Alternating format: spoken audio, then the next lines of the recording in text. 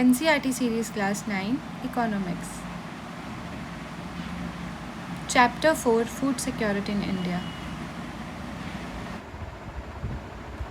नमस्ते दोस्तों, आज हम NCERT क्लास 9 इकोनॉमिक्स के chapter 4 food security in India को पढ़ेंगे।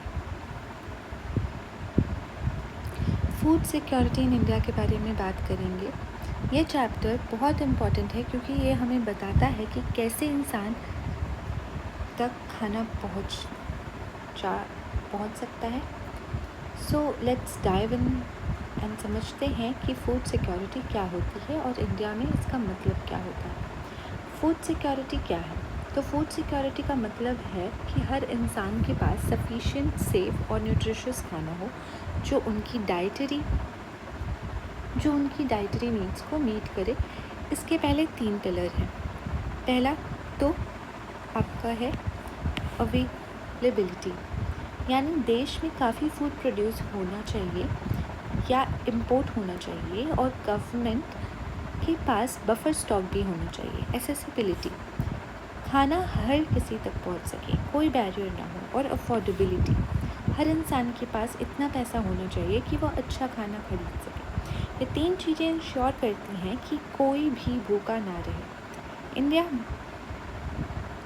इंडिया में फूड सिक्योरिटी ज़रूरी है क्योंकि यहाँ पॉपुलेशन बड़ी है और पॉवर्टी भी एक चैलेंज है, जैसा कि हमने पिछले वीडियो में देखा था। फूड इनसिक्योरिटी कौन फेस करता है? अब सवाल ये है कि फूड इनसिक्योरिटी का शिकार कौन है? ओके, तो लैंडलेस लेबरर्स, जिनके पास ज़मीन नहीं होती है, वो डिपेंडेंट होते हैं या डेली वेज पे होते हैं। कैजुअल वर्कर्स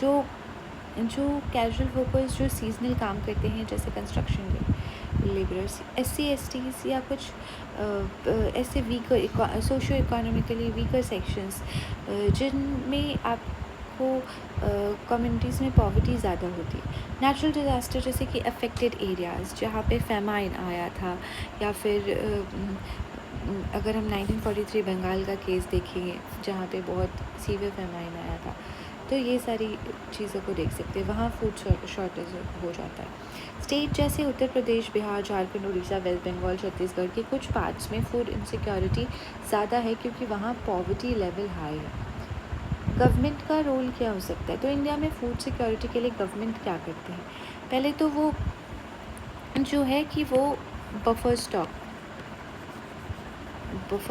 कर गवर्नमेंट फूड कॉरपोरेशन FCI के थ्रू वीट और राइस जैसे स्टॉक्स को रखती है, और अगर प्रोडक्शन कम हो तो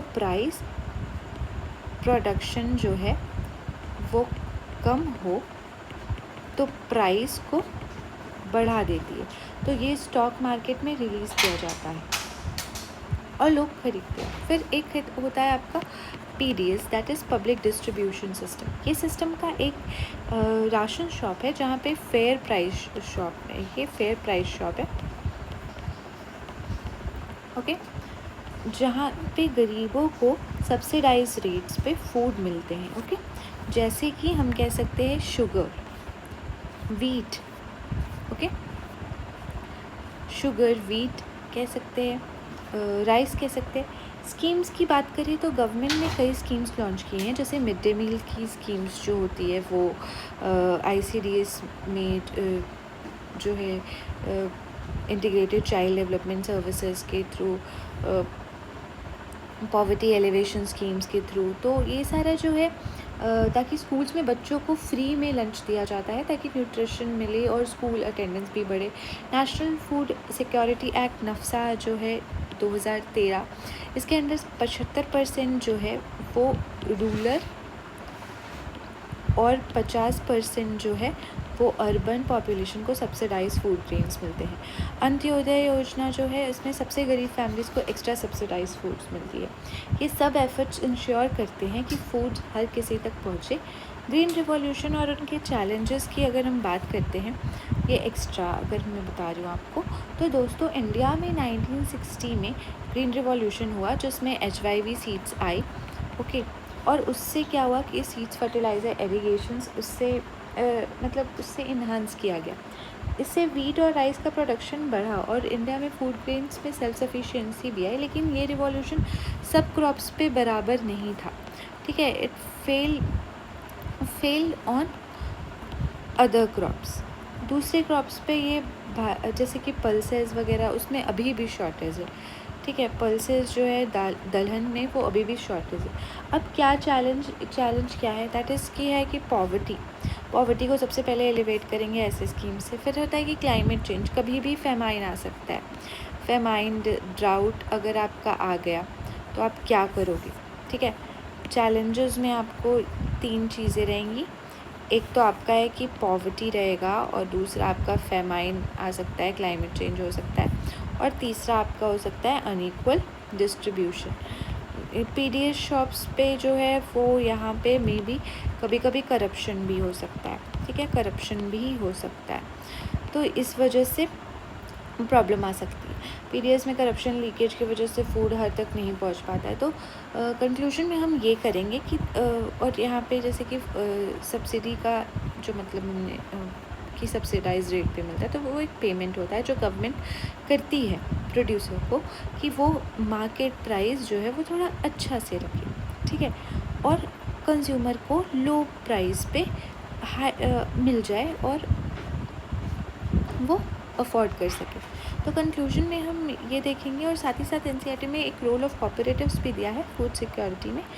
तो उसमें है जैसे कि अमूल, ये सारी जो है वो कम रेट पे चीज़ों को देती है। महाराष्ट्र में अकेडमी फॉर डेवलपमेंट साइंस जो है महाराष्ट्र में एक ग्रेन बैंक, मदर डेयरी जो है एक मिल्क डिस्ट्रीब्यूट की मतलब मिल्क डिस्ट्रीब्यूटिंग हाउस है, जो कि दिल्ली में किसी ने ओन किया है, और ये बहुत ही अच्छा तरीके से फूड सिक्योरिटी को फूड सिक्योर बनाता है हमारे इंडिया को। इन तीन इंस्टीट्यूशंस का बहुत रोल है। तो कंक्लूजन में हम ये देखेंगे दोस्तों कि फूड सिक्योरिटी एक बड़ा टॉपिक है जो हमें पॉवर्टी, एग्रीकल्चर और गवर्नमेंट पॉलिसी के बारे में सोचने पर मजबूर करता है। इंडिया ने इस डायरेक्शन में काफ़ी प्रोग्रेस किया है, लेकिन अभी भी काम बाकी है। अगर हम सब अवेयर रहेंगे और गवर्नमेंट के एफर्ट्स को सपोर्ट करेंगे तो एक दिन हर इंडियन के पास न्यूट्रिशियस फूड होगा। Thank you. अगर आपको कोई डाउट हो तो मुझे कमेंट सेक्शन में पूछें। Study hard and all the best for your study. Thank you. Kindly like, share and subscribe my channel. Thank you.